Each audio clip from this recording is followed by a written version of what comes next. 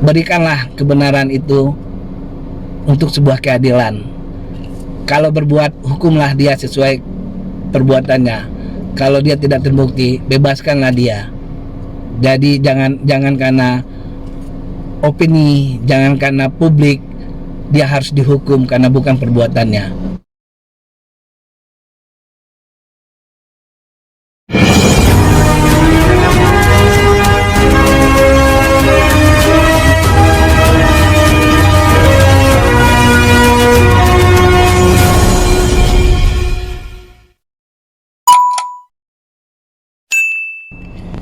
Oke guys, ketemu lagi di Kongko Hukum. Kongko Hukum untuk masyarakat Indonesia. Soal Kongko Hukum, kali ini kita bersama Bang Afriyadi. Bang Afriyadi ini untuk yang kedua kali kita tayang di Kongko Hukum. Sebelumnya kita ketemu di PN Barat, dan kali ini Bang Afriyadi sedang menangani perkara Ricky Rizal yang berada di Pengadilan Negeri Jakarta Selatan. Bang, gimana Bang tanggapannya terhadap apa yang proses yang sedang berlangsung, atau tahapannya sudah sampai di mana hukum acara pidana untuk Ricky Rizal di PN Jakarta Selatan, Bang? Silakan Bang. Oke. Ya, terima kasih Bang Ferdi. Siap. Jadi prosesnya saat ini udah sampai kepada pemeriksaan tersangka kemarin. Oh, tersangka udah diperiksa di terdakwa dong. Terdakwa. Oke. Terdakwa udah diperiksa di persidangan. Oke. Terus? Dimana dalam persidangan itu kita udah menggali semuanya. Fakta-fakta sudah digali ya? Udah. Terus kemudian? Dia udah diuji dengan adanya keterangan saksi, ahli, petunjuk, dan petunjuk, dan ada juga kita mengadakan sidang di tempat. Oh, ada pemeriksaan setempat kayak sidang perdata tuh biasanya sengketa tanah tuh Bang ya. Ini ada juga ya? Ada. Rekonstruksi atau bagaimana Bang? Ya, semi rekonstruksi lah. Jadi kita datang ke sana hanya melihat-lihat, hakim pengen melihat-lihat lokasinya dalam sebuah peristiwa hukumnya itu. Oh gitu. Nah kemudian dari fakta-fakta persidangan bagaimana Bang? Yang Abang gali atau tim kuasa hukum di sana itu bagaimana Bang? Ya kalau kita melihat dari perkembangannya sih sampai saat ini RR belum ada sebuah perbuatan yang harus dikenakan kepada dia, yaitu jaksa kan dalam saat ini kan mendakwa dia kan pasal 340 junto 55, 338 junto 55. Oh gitu. Dimana dalam peristiwanya dalam pemeriksaan tidak ditemukan ada niat jahat dia. Kalau 340 berarti kan ikut serta dia dalam sebuah rencana pembunuhan. Iya. Dimana rencana itu sampai sekarang belum ditemukan motifnya atau modus operandi ya. Iya. Dan 338 pun dia juga nggak bisa dikenakan karena apa perbuatan dalam membunuh ini dia ikut sertanya, menyerahkan senjatanya atau dia memberikan misalnya pistol atau apa alat membunuhnya, itu baru dia ikut serta. Atau dia memegang orang itu, dia sengaja membuat orang itu bagaimana untuk ditembak gitu. Ini enggak. Ini tidak ada. Nah, kemudian tapi kan memang ada apa? Kalau dalam hukum pidana ini ada asas praduga tak bersalah.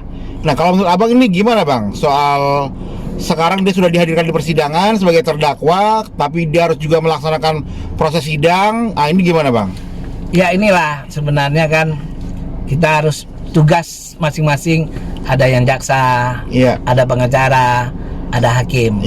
Tugas jaksa yaitu sebagai pemberi keadilan, baik bagi si korban maupun bagi si pelaku. Yang kedua adalah tugas pengacara. Dia menggali kebenaran dari terdakwa ini. Apa perbuatan dia yang harus dia si terdakwa ini harus mendapat hukuman sesuai dengan perbuatan. Betul. Sedangkan hakim disinilah fungsi hakimnya, kebenaran dan keadilan. Hakim harus menemukan kebenaran dulu, baru dia akan memutus dengan sebuah keadilan. Oke. Nah, tapi kalau tim kuasa hukum atau penasihat hukumnya RR ini gimana, Bang? Ya. Dalam menyikapi proses persidangan, Bang? Ya, kita melihat bahwa dalam hal ini ya kita yakin perbuatan ini RR bukan ada perbuatan, ada kalau istilah hukumnya Mestria-nya ini belum ditemukan, nggak ada, dan itu telah diuji juga, ada alat yang canggih, poligraf namanya, atau disebut juga lie detector. Dia udah diuji, hasilnya dia negatif jujur, artinya dia terindikasi jujur. Oke, gitu ya. Artinya ini kita tanyakan dalam persidangan, kita tanyakan apakah dia udah pernah diuji dengan alat ini, iya, hasilnya apa, apakah pertanyaan dan keterangan dia di dalam dengan alat yang diuji itu dengan persidangan itu sama. Artinya kan kita bisa menarik benang merahnya bahwa dia udah jujur berikan, tapi inilah ya, karena banyak orang itu, banyak tim penilai ini yang kasihan kita, banyak orang menilai gitu, yang orang tidak tahu persoalannya dia menilai, itu aja yang kita jadi peradilan di luar persidangan. Ada begitu, tapi kan tetap, Bang, namanya presumption of innocence ini kan harus tetap tegak, ya nggak, Bang? Iya kan? Iya. Nah, makanya ada tim penasihat hukum yang untuk membela hak-hak daripada yang dibelanya. Nah, kemudian nih, Bang, dari tadi yang Abang ceritakan bahwa ini sikap batinnya bagaimana, Bang, terhadap si RR ini, Bang? Sikap batin RR dalam peristiwa ini? Iya. Ya, dia kan menyatakan, waktu sempat ditanyakan sama hakim, berkali-kali hakim menanyakan apakah ada dia perbuatan ini ada yang dia minta maaf atau menyatakan bersalah. Iya. Dia menjawab dalam perbuatan ini dia hanya menyesali Apa yang adanya disesali? peristiwanya pembunuhan ini yang mengakibatkan rekannya Joshua meninggal. Dia hanya menyesali kenapa harus ada terjadi seperti ini. Ada juga sebuah kan banyak menanyakan, dia dipersalahkan kenapa waktu dia dipanggil ada ucapan dari FS menyatakan ditembak, menembak gitu, menembak seperti itu. Artinya dia ditanyain kenapa tidak kamu kasih tahu. Sekarang dia bertanya, dia hanya ditugaskan untuk memanggil, dia lakukan. RE dipanggil, apa pembicaranya? RR tidak tahu. Kalau RR mengasih tahu, mungkin mereka bisa bersikap bersama-sama. Gitu ya. Iya, artinya jangan mencari kesalahan yang tidak pasti gitu. Ya, artinya kan dalam sebuah proses masing-masing kan ingin menggali dan untuk yang terbaik lah, gitu kan. Iya, makanya kan seperti itu, Bang Ferdi. Kita udah bertanyanya secara kebatinan dia, secara agama. Dia muslim, kita juga muslim. Kita mencoba menanyakan, lu harus jujur, ingat loh, ada karma.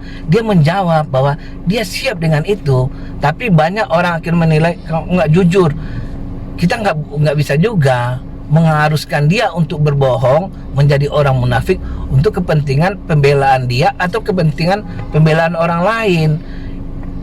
Dia akan bertanggung jawab, semua keterangannya dia akan bertanggung jawab kepada Allah, Tuhan gitu. Jadi apa yang diucapkannya itu dia udah merasa itulah yang diberitahunya, itulah kebenaran yang dilihat, yang dirasakan. Baik dia sebagai saksi maupun sebagai terdakwa, dia menyampaikan apa yang dia lihat. Gitu ya, yang penting sudah sesuai dengan fakta-fakta, ya kan, Bang? Ya. Nah, harapannya apa, Bang? Terhadap Abang sebagai penasihat hukum, harapan untuk RR yang Abang bela ini, Bang? Harapan kita sih, kita juga minta kepada jaksa, juga kepada jaksa agung, fair dong gitu. Yaitu apabila dia bersalah, hukum dengan kesalahan dia. Tapi kalau dia tidak ditemukan perbuatannya, jangan malu-malu juga, bebaskan dia. Hanya kita minta seperti itu, dan kita yakin, kita udah melihat semuanya bahwa ada nggak niat dia. Kalau niat dia dinyatakan dicurigai bahwa